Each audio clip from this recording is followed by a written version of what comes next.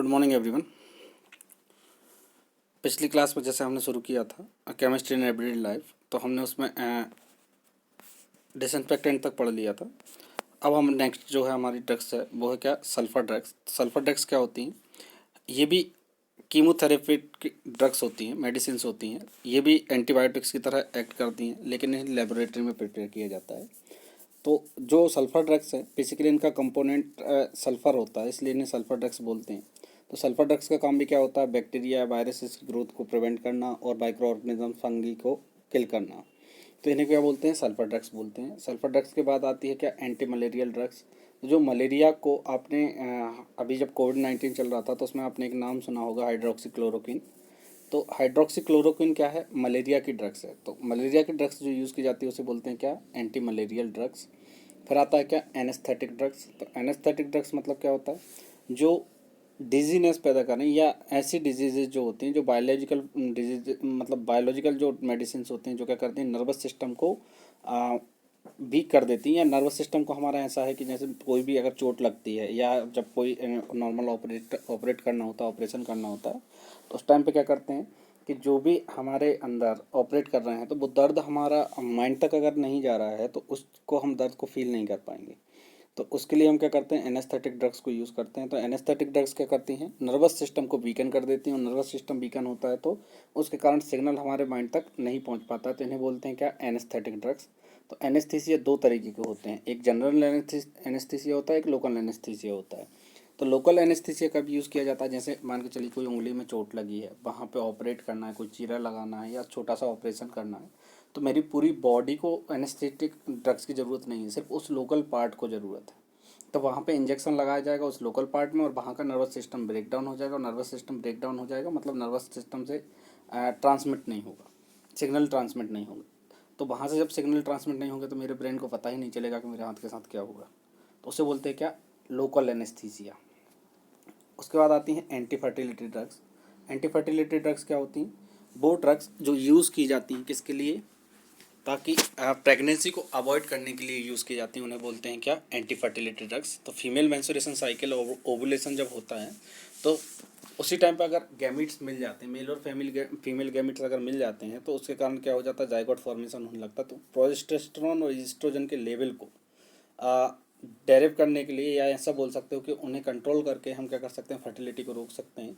तो इस टाइम पे जो ड्रग्स यूज़ की जाती हैं उन्हें बोलते हैं हम क्या, एंटी फर्टिलिटी ड्रग्स। तो वो ड्रग्स जो क्या करती हैं, प्रिवेंट करती हैं फर्टिलिटी और प्रिवेंट कर देती हैं कि इसको, प्रेगनेंसी को अवॉइड करती हैं, उन्हें बोलते हैं क्या, एंटी फर्टिलिटी ड्रग्स।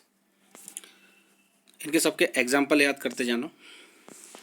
उसके बाद आता है एंटासिड्स। ये हमने 10th क्लास में भी पढ़ा था कि जब भी हमारा पीएच बढ़ जाता है स्टमक का, या स्टमक का पीएच बेसिकली एसिडिक होता है, लेकिन पीएच जब इंक्रीज हो जाता है या बेसिक मीडियम क्रिएट होने लगता है तो एसिड बढ़ जाता है, एक्सेस ऑफ एसिड आ जाता है स्टमक में, तो पीएच लेवल इंक्रीज हो जाता है अप्रोप्रिएट। तो उस टाइम पे हम यूज़ करते हैं क्या, एंटासिड्स को यूज़ करते हैं। एंटासिड्स क्या करते हैं, एसिड के अगेंस्ट काम करते हैं और एसिडिटी को क्या कर देते हैं, कम कर देते हैं।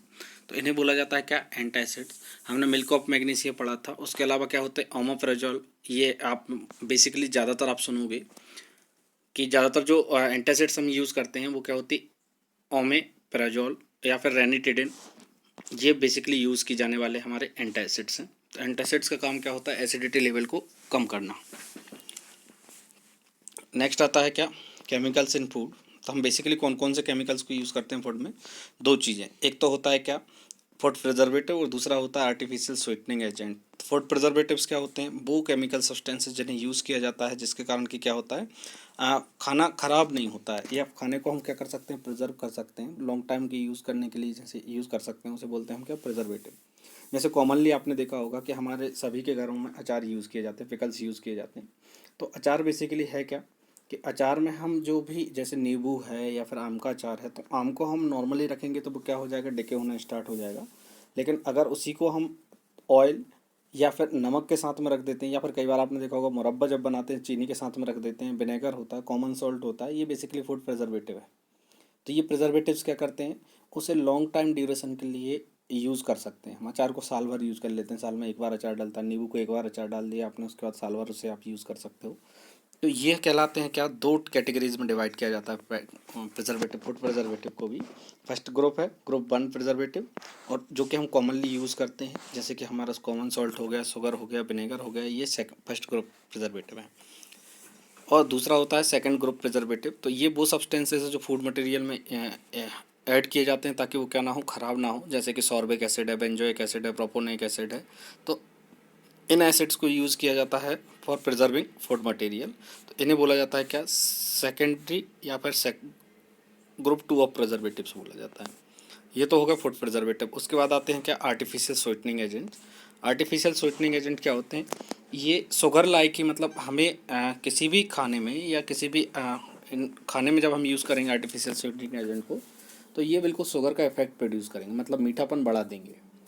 लेकिन इनके साथ एक अच्छी चीज़ ये है कि ये मीठापन तो बढ़ा देंगे, लेकिन उसके साथ साथ ये कैलोरीज नहीं बढ़ाते हैं। मतलब जो शुगर के साथ में प्रॉब्लम है कि शुगर फ्री, जो लोगों को जब डायबिटीज़ हो जाती है तो उन्हें शुगर का लेवल अपना कंट्रोल करके रखना होता है।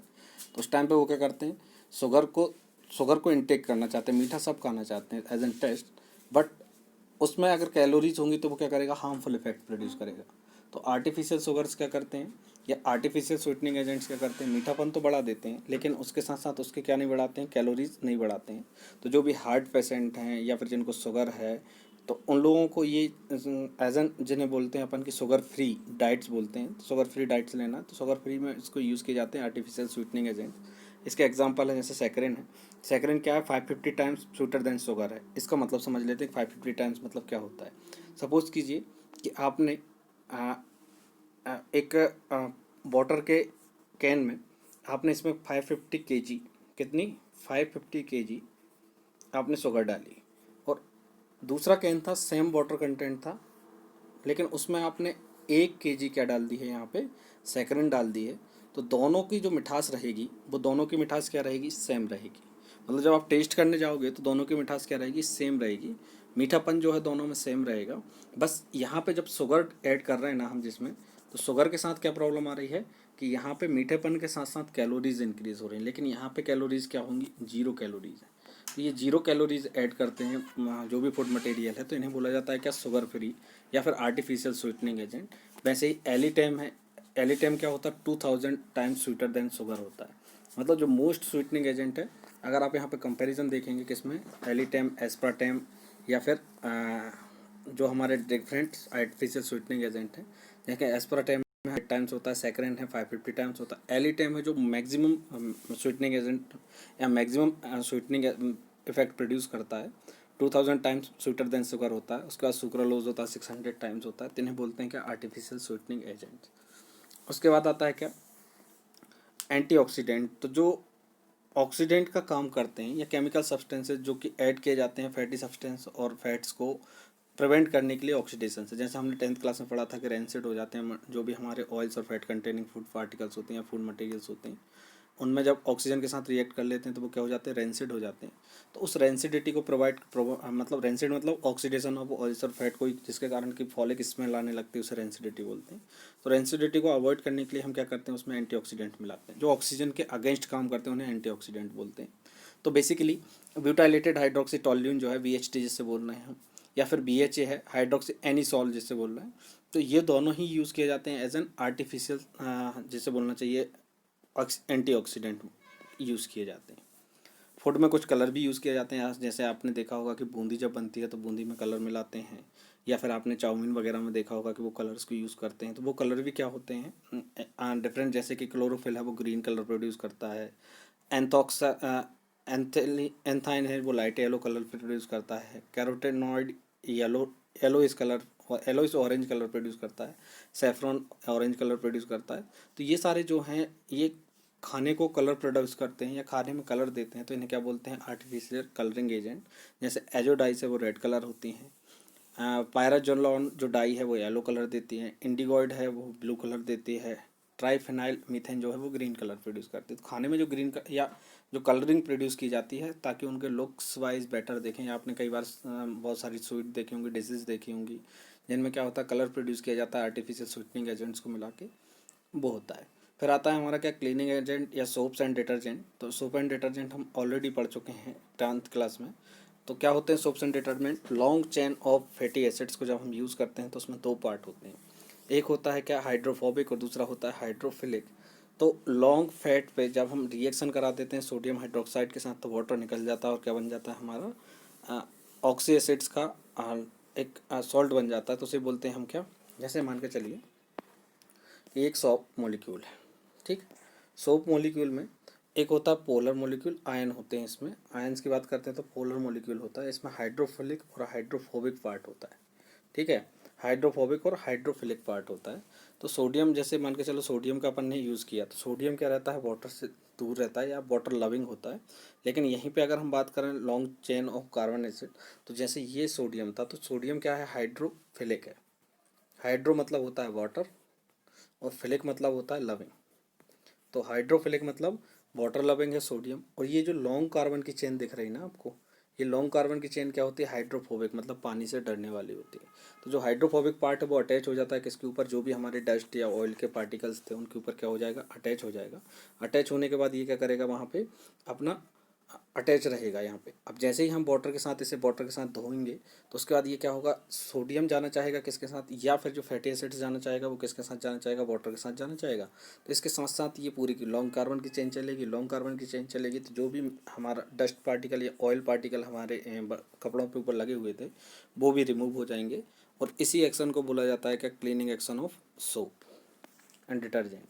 बस सोप और डिटर्जेंट में एक अंतर होता है कि सोप को आप हार्ड वाटर में यूज़ नहीं कर सकते हो, लेकिन डिटर्जेंट को हार्ड वाटर में यूज़ कर सकते हो। अब बेसिकली आपने देखा होगा कि सोप सारी की सारी फैट्स और ऑयल से ही मिलके बनती हैं, बस इनके इंग्रेडिएंट के ऊपर या इनके बोलना चाहिए यूजेस के ऊपर अपन डिफरेंट सोप्स को, टाइप्स ऑफ सोप्स में अपन क्लासीफाई कर सकते हैं। जैसे टॉयलेट सोप होती है, फ्लोटिंग सोप्स होती है, ट्रांसपेरेंट सोप जैसे आपने पियर्स देखी होगी, मेडिकेटेड सोप होती है जैसे कि आपने सेवलॉन डेटॉल वगैरह देखी होंगी, सेविंग सोप्स होती हैं। तो बेसिकली ये उनकी यूजेस के ऊपर बोलते हैं।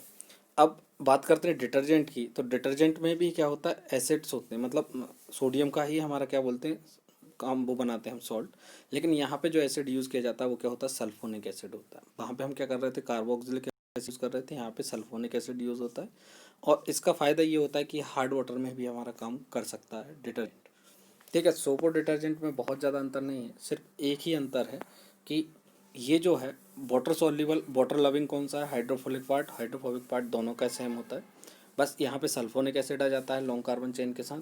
और यहाँ पे क्या रहता है, डिटर्जेंट में क्या रहता है, सल्फोनिक एसिड, और सोप्स में क्या होता है, कार्बोक्सिलिक एसिड। बस यही होता है हमारा क्या डिफरेंस, जिन्हें हम बोलते हैं soaps and detergent. That's all about the chapter number 16 chemistry in everyday life. Hope कि आपको थोड़ा बहुत समझ में आया होगा। और थोड़ा सा डिटेल में जाएंगे तो आप पढ़ेंगे तो सारी चीज़ें आपको यहाँ पे समझ में आ जाएंगी। एक बार रीडिंग जरूर करें, हंसते रहो, मुस्कुराते रहो, पढ़ते रहो, अपने और अपनों का ख्याल रखो। Thank you.